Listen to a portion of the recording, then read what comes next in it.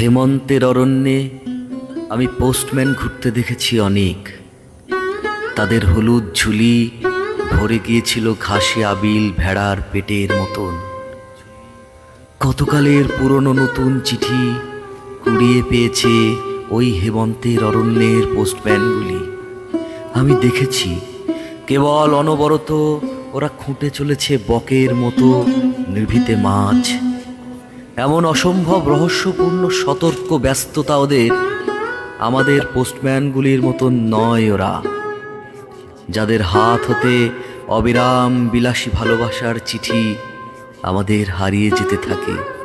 আমরা ক্রমশই একে অপরের কাছ থেকে দূরে চলে যাচ্ছি।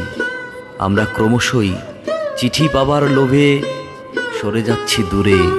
আমরা ক্রমশই দূর থেকে চিঠি পাচ্ছি অনেক। আমরা কালই তোমাদের কাছ থেকে দূরে গিয়ে ভালোবাসা ভরা চিঠি ফেলে দিচ্ছি পোস্টম্যানের হাতে।